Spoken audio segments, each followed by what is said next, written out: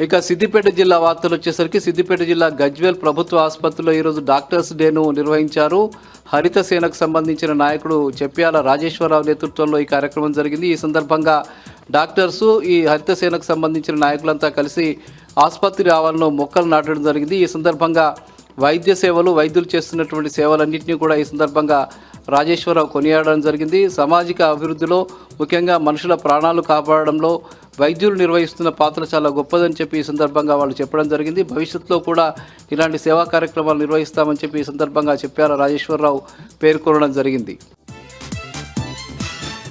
ఇక దుబ్బాకలో అఖిల ఫౌండేషన్ ఆధ్వర్యంలో యాంటీ డ్రగ్స్ కార్యక్రమాన్ని నిర్వహించారు. ముఖ్యంగా హైదరాబాద్ కూకట్పల్లికి సంబంధించిన ఎస్ఐ తౌడ సత్యనారాయణ నేతృత్వంలో జరిగినటువంటి ఈ కార్యక్రమానికి ఈ ప్రాంతంలో పనిచేసి వెళ్ళినటువంటి మాజీ సిఐ అట్లాగే ప్రస్తుతం పోలీస్ అకాడమీలో పనిచేస్తున్నటువంటి మధుకర్ స్వామి ముఖ్య అతిథిగా హాజరై ఈ కార్యక్రమంలో పాల్గొన్నారు. ఈ సందర్భంగా మధుకర్ స్వామి మాట్లాడుతూ ముఖ్యంగా యువత కానీ విద్యార్థులు కానీ మాదక ద్రవ్యాలకు, మత్తు పదార్థాలకు అలవాటు పడి తమ జీవితాలను నిర్వీర్యం చేసుకోవద్దని చెప్పారు. ముఖ్యంగా ఇటీవల చాలామంది అటు పాఠశాలల్లో కావచ్చు, కళాశాలల్లో కావచ్చు, ఇంజనీరింగ్ కళాశాలల్లో కావచ్చు, మెడికల్ కళాశాలల్లో కావచ్చు, వైద్య విద్యార్థులు చాలామంది కూడా ఇట్లాంటి మాదక ద్రవ్యాలకు అలవాటు పడి తమ జీవితాన్ని నాశనం చేసుకున్నటువంటి పరిస్థితి నెలకొందని, ముఖ్యంగా గంజాయి లాంటి మత్తు పదార్థాలు గ్రామాల వరకు చేరడం అనేది విషాదకరమని చెప్పారు. విద్యార్థులు కానీ యువత కానీ ఎవరు కూడా ఈ మాదక ద్రవ్యాలకు అలవాటు పడకుండా తమ జీవితాన్ని చక్కదిద్దుకోవాలని చెప్పి ఈ సందర్భంగా మధుకర్ స్వామి